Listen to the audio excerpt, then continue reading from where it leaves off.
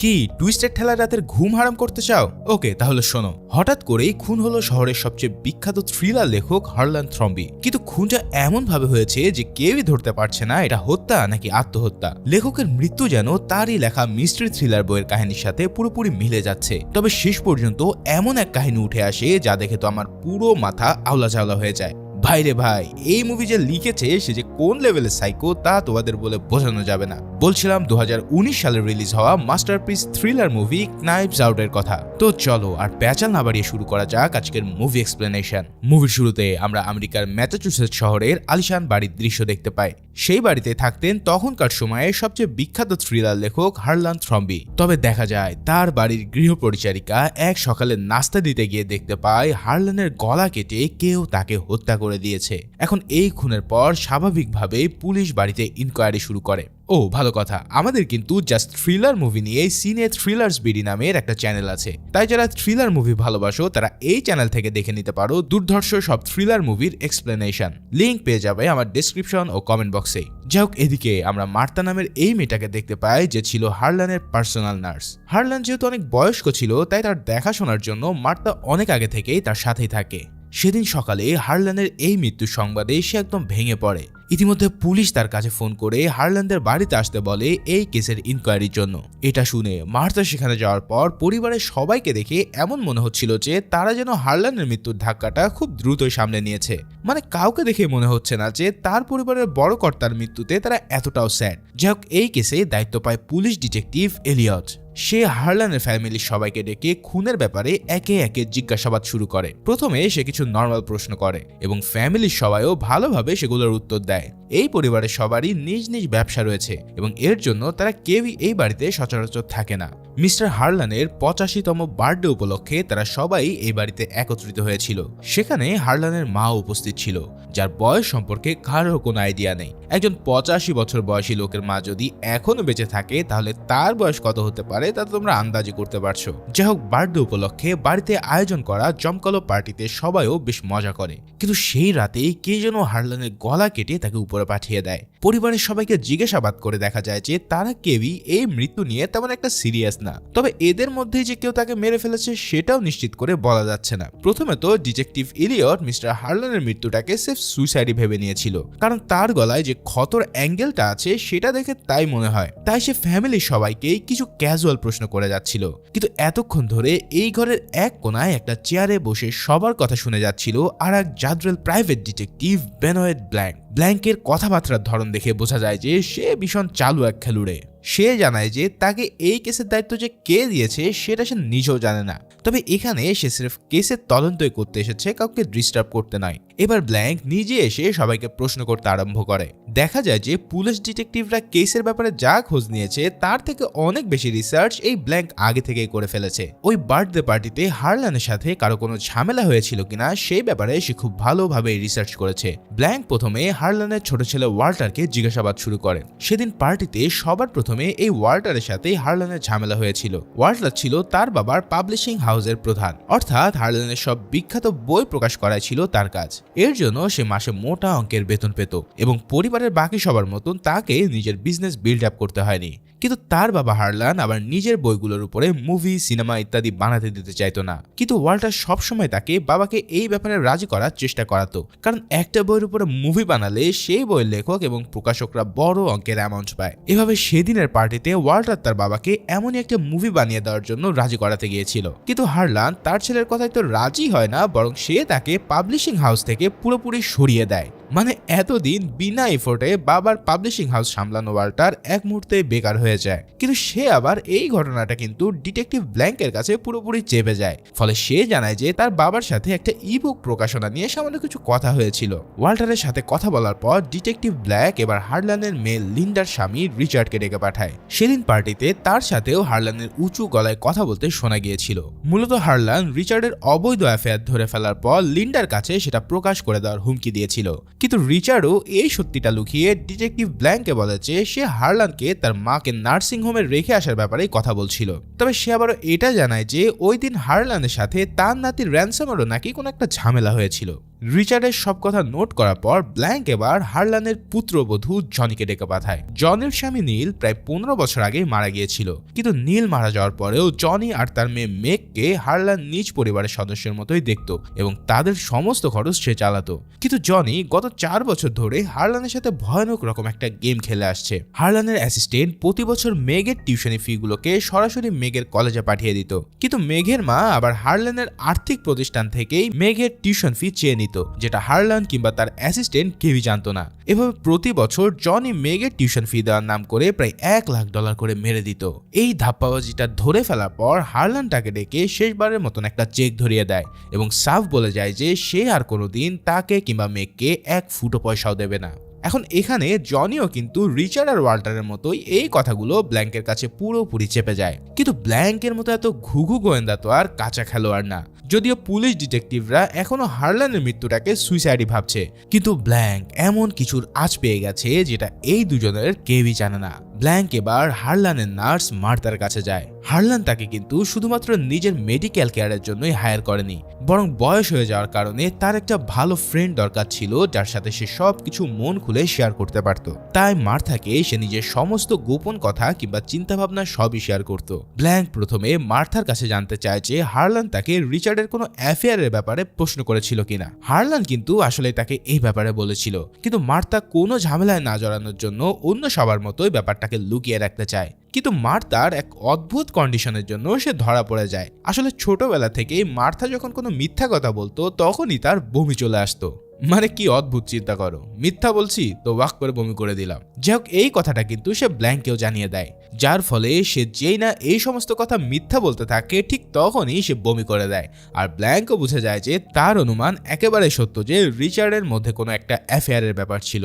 শুধু তাই নয়, ব্ল্যাঙ্ক ওয়াল্টার এবং জনির বলা মিথ্যাও খুব সহজেই ধরে ফেলেছিল, কারণ সে খোঁজ নিয়ে জেনেছে যে গত 4 বছর ধরে জনি মেঘের টিউশন ফি নিয়ে চুরি করে আসছে। ওয়াল্টারকেও যে তার বাবা চাকরি থেকে সরিয়ে দিয়েছে সেটাও সে বুঝে যায়, কারণ হারলান সেদিন ওয়াল্টারের রুম ক্লিন করার নির্দেশ দিয়েছিল। মানে এই তিনজনের কাছেই হারলানকে দুনিয়া থেকে সরিয়ে দেওয়ার জন্য একটা মোটিভ আছে, যেটা তারা ব্ল্যাঙ্কের কাছে লুকিয়ে রেখেছে। কিন্তু সে খুব সহজেই তাদের মিথ্যাগুলো কিন্তু ধরে ফেলেছে। মানে জাত গোয়েন্দা যাকে বলে আর কি। সবার মিথ্যা ধরে ফেললেও একটা ব্যাপার কিন্তু এখনো তার মাথায় ঘুরছিল, এই কেসের জন্য তাকে কে হায়ার করেছে সেটা ব্ল্যাঙ্ক নিজেই জানে না, কারণ কেউ একজন তার বাসায় টাকা ভর্তি একটা এনভেলপ এবং ঠিকানা দিয়ে তাকে এই কেসের দায়িত্ব দিয়েছে। তাই এটাও তার কাছে একটা রহস্য।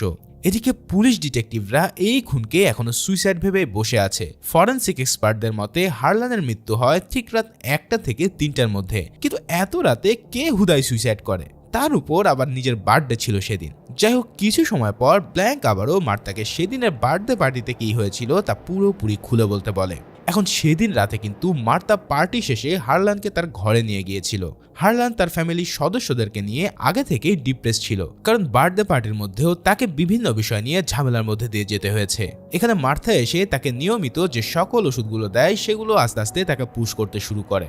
বলে রাখি, হারলান যখন মাঝে মাঝে একটু রিফ্রেশ হতে যাইতো তখন সে মরফিনের একটা ছোট্ট পরিমাণের ডোজ নিত, এতে করে সে তার টেনশন থেকে কিছুটা দূরে থাকতে পারত। কিন্তু কথা আর হাসি ঠাট্টার ছলে হঠাৎ মার্থা এমন এক কাহিনী করে বসে যেটা দেখে তার বুক একদম উড়ে যায়। সে দেখতে পায় হারলানকে কিটোরোলাক ডোজ দেওয়ার বিপরীতে সে মরফিনেরই 100 মিলিগ্রামের ডোজ দিয়ে ফেলেছে।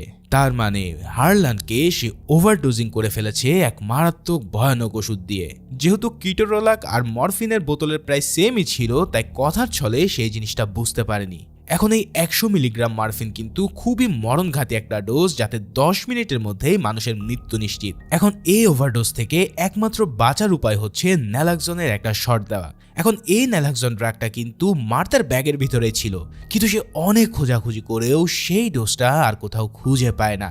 এসব দেখে হারলান তখন তাকে বলে, যেহেতু আমার পরিণতি প্রায় নিশ্চিত, তাই আমি চাই না যে তুমি এর জন্য কোনো সমস্যায় ভোগ করো। আমি তো জানি তুমি ভুল করে এই কাজটা করে ফেলেছো, কিন্তু এটা যদি বাইরে পাবলিক হয়ে যায় তাহলে তোমার সাথে সাথে তোমার পুরো পরিবারই শেষ হয়ে যাবে, যেটা আমি থাকতে কখনো হতে দিতে পারি না। এখানে একজন থ্রিলার রাইটার হওয়ার কারণে হারলান খুব ভালোভাবে জানতো যে এই খুনটাকে অ্যালিবাই কিভাবে করতে হবে। তাই মার্তাকে খুনের দায় এড়ানোর জন্য সে 5 মিনিটের মধ্যেই তাকে একটা মারাত্মক প্ল্যান খুলে বলে।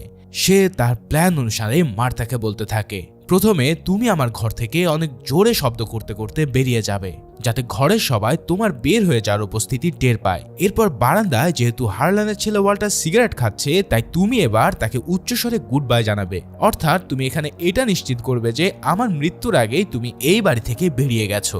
এছাড়াও তুমি যখন গাড়ি নিয়ে বেরোবে তখন তুমি সিসিটিভি ক্যামেরাকে বাইপাস করার জন্য গাড়ি নিয়ে ডান দিক দিয়ে যাবে এবং কিছুক্ষণ পর সেখানে অপেক্ষা করবে।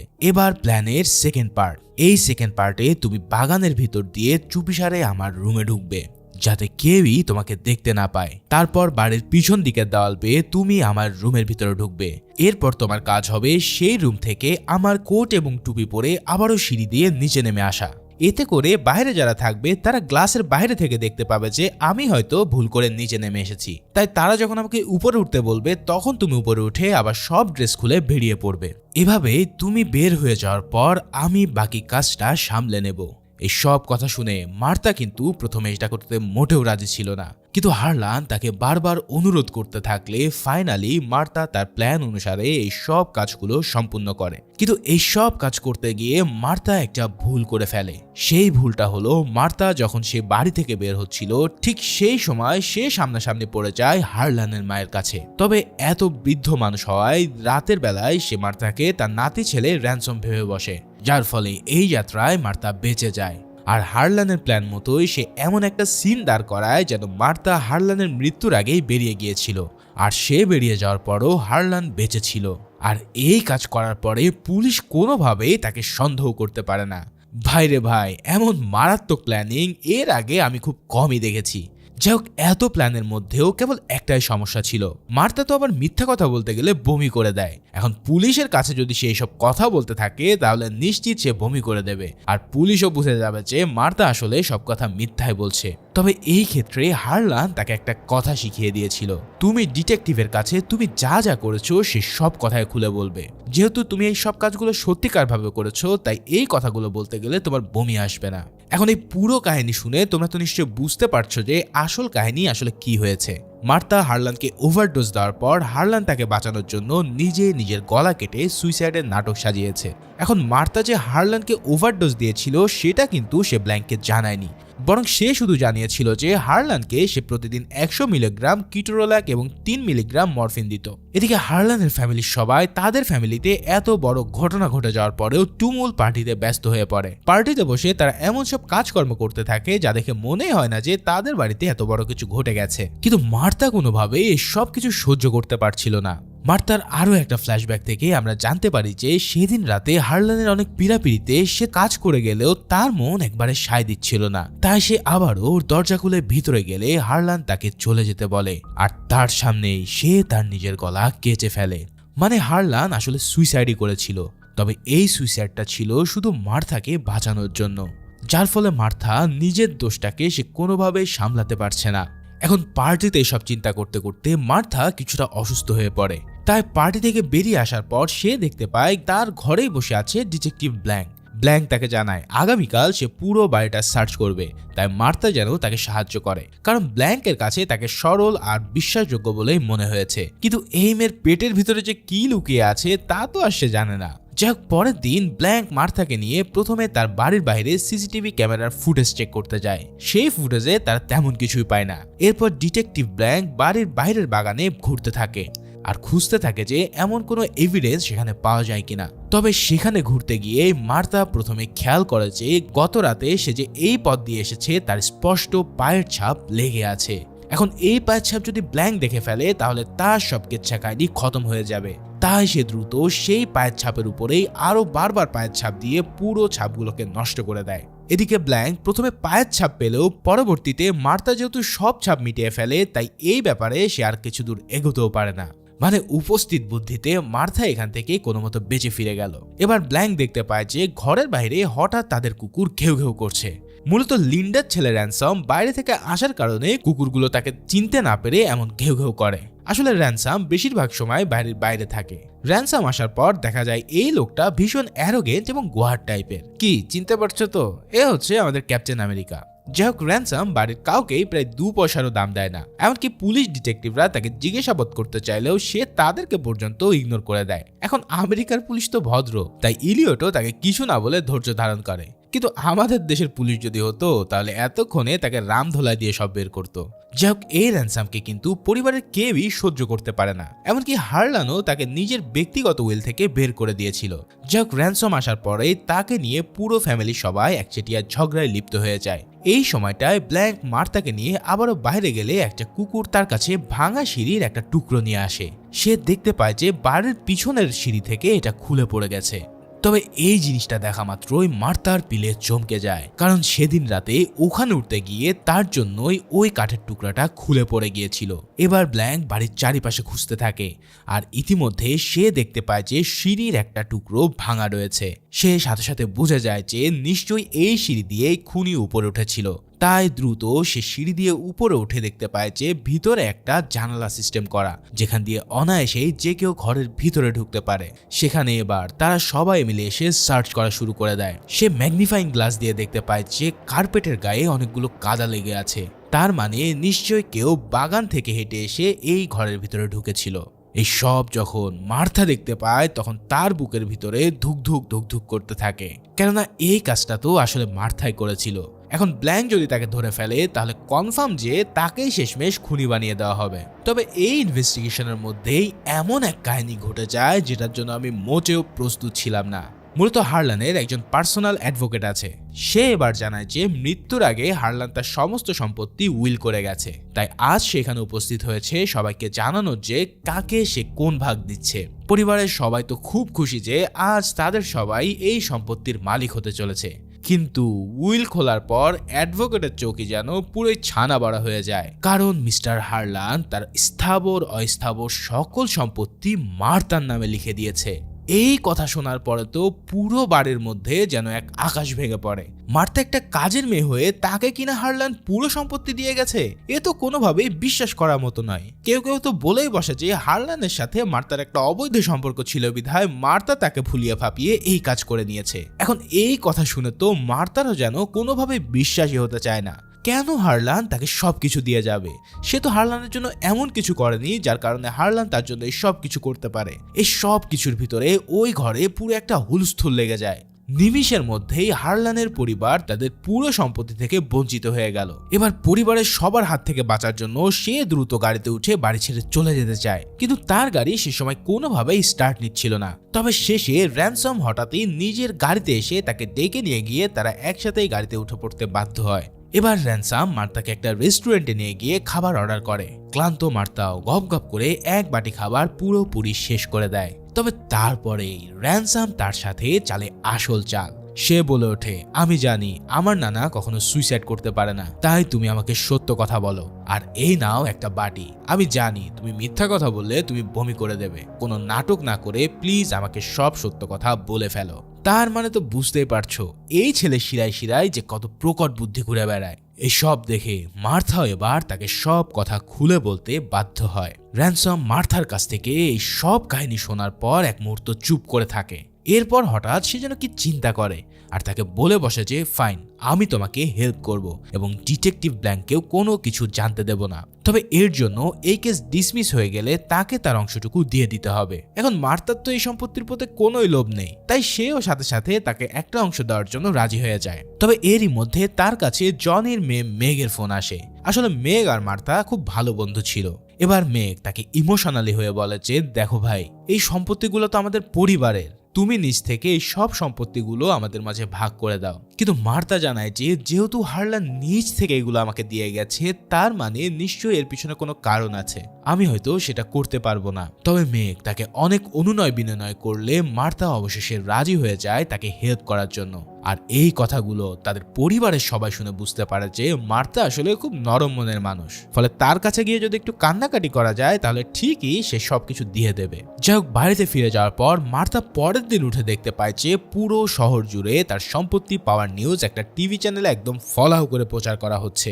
সকালবেলা লয়ার এসে তাকে এক গাদা কাগজ ধরিয়ে দিয়ে যায়। যখন সে কাগজগুলো নিয়ে বাসা থেকে বের হবে তখনই লবিতে সে হারলানের ছেলে ওয়াল্টারকে দেখতে পায়। ওয়াল্টার তার ফ্যামিলির মধ্যে সম্পত্তি ভাগ করার ব্যাপারে এক প্রকার থ্রেডই দেয়। সে মার্থার মাইকে ইলিগালি এই দেশে আসার ব্যাপারটা সামনে এনে বলে যে যদি মার্থা তাকে সব ফিরিয়ে দেয় তাহলে তাদের প্রভাব প্রতিপত্তি ব্যবহার করে তারা ব্যাপারটাকে আইনগতভাবে মিটিয়ে ফেলবে। তখন মার্থা বলে যে যদি তোমরা নিজেদের ক্ষমতা ব্যবহার করে সেটা করতে পারো তাহলে আমি কেন পারবো না, সবকিছু তো এখন আমার, তাই আমি বরং নিজে সেটা হ্যান্ডেল করতে পারবো। মানে এই মার্থাকে দেখতে সহজ সরল মনে হলো, ভেতরে ভেতরে কিন্তু সে ভীষণ চালু। যাক, ওয়াল্টারের হাত থেকে কোনোভাবে বেঁচে ফেরার পর মার্থার কাছে আসা কাগজপত্রগুলো দেখতে গিয়ে সে একটা চিঠি দেখতে পায়। সেই চিঠিতে তার মেডিকেল ব্যাগের ট্যাগ লাগিয়ে কেউ একজন লিখেছে যে আমি জানি তুমি কি করেছো।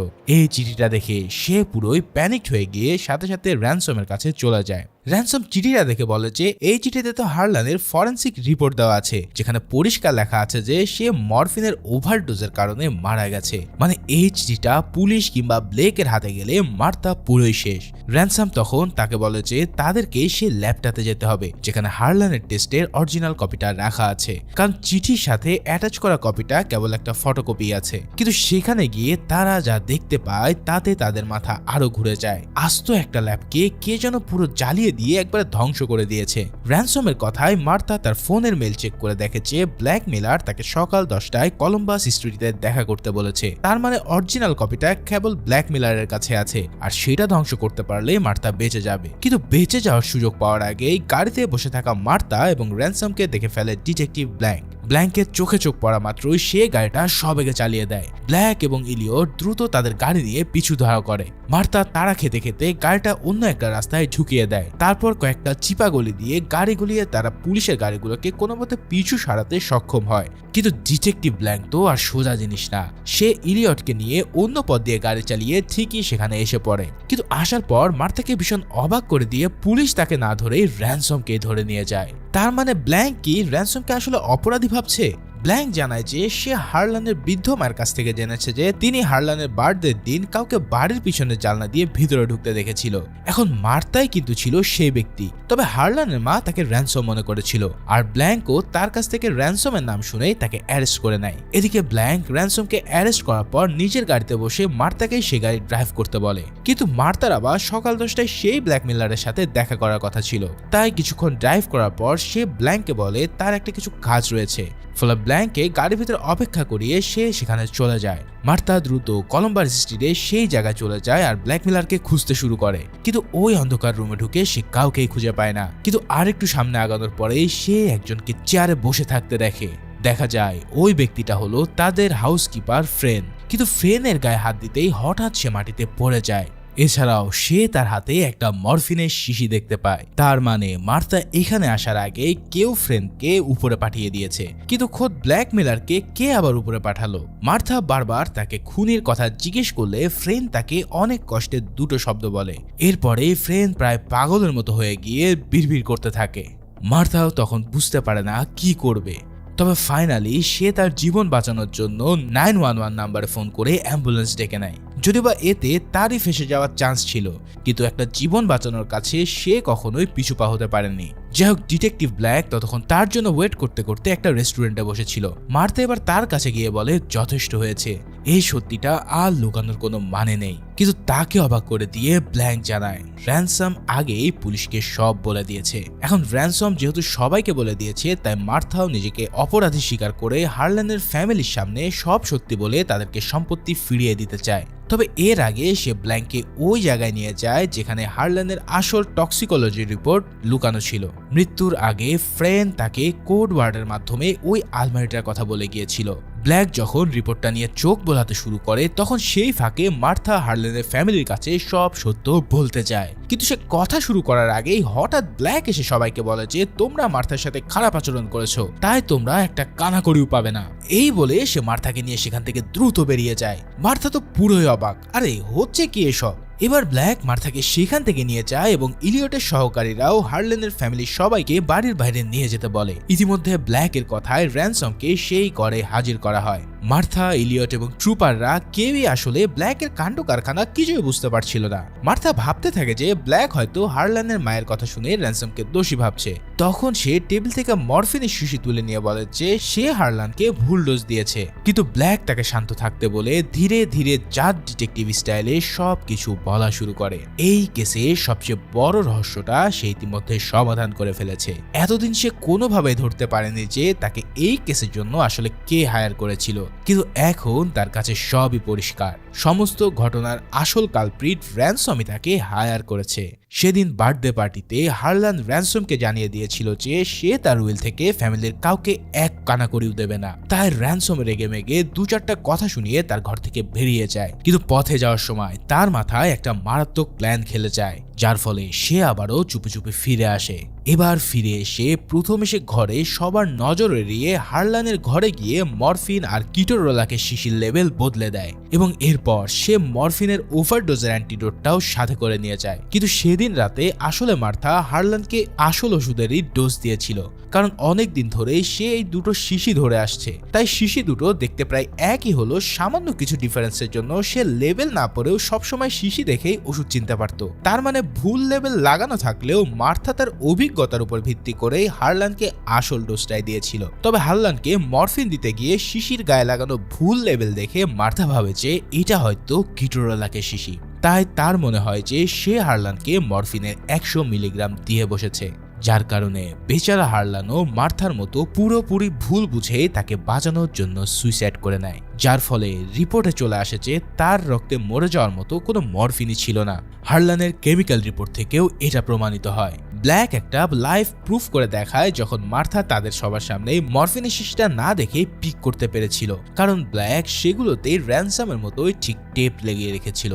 ভাইরে ভাই, এই ব্ল্যাকের ডিটেকটিভ স্টাইল পুরোই প্রশংসা না করে পারা যায় না। কিন্তু র্যানসম আবার এই সমস্ত ঘটনাকে পুরোপুরি উড়িয়ে দেয়। সে বলতে থাকে যে তার বিরুদ্ধে তো কোনো প্রমাণ নেই, তাহলে পুলিশ কেস তৈরি হবে কি করে। তখন ব্ল্যাক এবার রহস্যের বাকি জটটা খুলতে শুরু করে। র্যানসম মার্থাকে ফাঁসিয়েছিল কারণ সে ফেসে যাওয়ার পর কোর্ট সব সম্পত্তি হারল্যানের ফ্যামিলির মধ্যে ভাগ করে দিতে বাধ্য হবে। কিন্তু পরের দিন সকালের নিউজ দেখে র্যানসমের মাথায় পুরোই হাত, কারণ হারল্যানের সুইসাইডের নাটকটা তার মার্থাকে অপরাধী বানানোর প্ল্যানটা পুরোই ভেস্তে দিয়েছে। তবে র্যানসম এতে একদম থেমে যায়নি, বরং সে এবার শহরের বিখ্যাত ডিটেকটিভ ব্লেককেই এই কেস ইনভেস্টিগেশন করার জন্য হায়ার করে, যাতে করে ব্লেক সত্যটা বের করে মার্থাকে দোষী প্রমাণ করে দেয়। তাই সে যে শিশুগুলোর উপর লেবেল বদলে দিয়েছিল সেগুলো আবারও ঠিক করার জন্য বাড়িতে ঢুকে যায়। কিন্তু সেদিন বাড়ির কুকুরগুলো তার উপর অ্যাটাক করার কারণে সে বাড়িতে ঢুকতে পারেনি। পরের দিন সে আবারও গেলে এবার বাড়িতে কেউ না থাকায় সহজেই সে ভিতরে ঢুকতে পারে, কারণ সেদিন ছিল হারল্যানের ফিউনারেল। কিন্তু ওষুধের শিশি লেভেল পাল্টানোর সময় তাকে দেখে ফেলে ফ্রেন, যার ফলে ফ্রেন তাকে দেখার পরের দিনই তাকে ব্ল্যাকমেল করে একটা চিঠি লেখে। এখন সেই চিঠির সাথে ফ্রেন হারল্যানের কেমিক্যাল রিপোর্টেরও একটা কপি অ্যাটাচ করে দিয়েছিল, যেটা সে নিজের কাজিনের মাধ্যমে জোগাড় করেছিল। ফ্রেনের কাছ থেকে সাফ সাফ হুমকি পাওয়ার পর র্যানসম এবার তাকে সরিয়ে দিয়ে মার্থাকে আরো বেশি ফাঁসিয়ে দেওয়ার প্ল্যান করে। ফ্রেনের চিঠিটার অর্ধেক ছিঁড়ে নিয়ে সে ফ্রেনের নাম কেটে চিঠিটাকে মার্থার কাছে পাঠিয়ে দেয়। অতঃপর ফ্রেন তাকে যেখানে দেখা করতে বলেছিল সেখানে গিয়ে সে ফ্রেনকে ইনজেকশন দিয়ে চেয়ারে বসিয়ে রাখে, আর সে মার্থাকে ফ্রেনের নামে একটা ভুয়া ইমেলও পাঠিয়েছিল। কিন্তু মার্থা যখন তার কাছে সব ঘটনা খুলে বলেছিল তখন সে বুঝতে পারে যে মার্থা আসলে হারল্যানকে সঠিক ওষুধ দিয়েছিল। তাই র্যানসম এবার পুরো ল্যাবটাকেই জ্বালিয়ে দেয়। ভাইরে ভাই, এই র্যানসম যে কি মারাত্মক লেভেলের এক সাইকো তা তো তোমরা বুঝতেই পারছো। যাই হোক, মার্থাকে সে ইচ্ছা করে সেই ল্যাবে নিয়ে যাওয়ার ভান করে ফ্রেনের মেলটা চেক করায়, আর মার্থাও ফাঁদে পড়ে ফ্রেনের সাথে দেখা করে প্রায় ফেসে যাচ্ছিল। কিন্তু তার মধ্যে থাকা ভালো মানুষই তাকে বাঁচিয়ে দেয়, কারণ সে সময় মতো অ্যাম্বুলেন্সে করে ফ্রেন্ডকে বাঁচিয়ে দিয়েছিল। ইয়েস, ব্ল্যাক এটা জানায় যে ফ্রেন এখনো বেঁচে আছে, আর তার সাক্ষী র্যানসমকে 12টা বাজিয়ে দেবে। ঠিক সেই মুহূর্তে মার্থার কাছে একজন ডাক্তারের ফোন আসে, আর মার্থাও কনফার্ম করে যে হ্যাঁ, ফ্রেন এখনো বেঁচে আছে। এই সব শুনে র্যানসম আর নিজেকে ধরে রাখতে পারে না, তাই সে বলে ওঠে, ফ্রেন যেহেতু বেঁচে আছে তাই বলে রাখি, হ্যাঁ, আমি ফ্রেনকে মারার জন্য মরফিনের ডোজ দিয়ে এসেছি। এছাড়াও সে হুমকি দেয় যে মার্থাকে সে একদিন না একদিন দেখেই নেবে। কিন্তু তারপর পরই মার্থা সবাইকে চমকে দিয়ে র্যানসমের মুখ বরাবরই এক বিশ্রী ভাবে বমি করে দেয়। এখন বমি করার মানে তো তোমরা বুঝতেই পারছো, মার্থা এখানে কোনো না কোনো একটা কথা মিথ্যা বলেছে। হ্যাঁ, মার্থা মিথ্যা বলেছে এটাই যে ফ্রেন এখনো বেঁচে আছে। আসলে ফ্রেন ইতিমধ্যে মারা গেছে, আর এই হত্যার স্বীকারোক্তি ইতিমধ্যে পুলিশরা সব রেকর্ড করে রেখেছে, যার মানে র্যানসাম যেহেতু সত্যিটা স্বীকার করে ফেলেছে, তাহলে আর কোনো বাধা থাকলো না তার আসল শাস্তি পাওয়ার জন্য। জাস্ট চিন্তা করো, মুভি শেষ হতে হতেও যে এত রকমের টুইস্ট হবে তা আমার জীবনে কল্পনাও করিনি। তবে ফাইনাল টুইস্ট এখনো বাকি আছে। র্যানসাম যখন দেখতে পেরেছে সে সব দিক দিয়ে হেরে গেছে, তখন সে আর নিজেকে ধরে রাখতে পারে না, যার ফলে তার নানার বানানো থ্রোন থেকে একটা ছুরি নিয়ে সে সোজা হামলে পড়ে মার্থাকে মারার জন্য। সে ওই ছুরিটা নিয়ে সোজা মার্থার বুকে গেঁথে দেয়। তবে অবাক করা বিষয় হলো সেই ছুরিটা ছিল আসলে নকল একটা ছুরি, যার ফলে মার্থা সেই যাত্রায় বেঁচে যায় এবং র্যানসমের ঘাড়ে চাপে পড়ে অ্যাটেম্পট টু মার্ডারের আর একটা কেস। কি বুঝতে পারলে তো? সিনেমার জট খুলতে খুলতে পুরো মাথা নষ্ট অবস্থা। তো অবশেষে ডিটেকটিভ ব্ল্যাঙ্ক সফলভাবে মারাত্মক এই কেসের সমাধান করে আসল খুনি র্যানসমকেই ধরিয়ে দিতে সক্ষম হয়। তবে মার্থাও এই বিশাল সম্পত্তির অধিকার হওয়ার পরেও হারল্যানের ফ্যামিলিকে সাহায্য করারই সিদ্ধান্ত নেয়, কেননা তার রক্তে বইছে ভালো মানুষই। ঠিক এমনই একটা মারাত্মক সিনের মধ্যে দিয়ে এই মিস্ট্রি থ্রিলার মুভিটা এখানেই শেষ হয়ে যায়। আশা করি ভিডিওটা অনেক ভালো লেগেছে, আর এই ধরনের আরো ভিডিও পাওয়ার জন্য অবশ্যই সিনে থ্রিলার বিডিতে সাবস্ক্রাইব করে রেখো। তো দেখা হচ্ছে পরের কোনো ভিডিওতে, সে পর্যন্ত সবাই ভালো ও সুস্থ থাকো। ধন্যবাদ।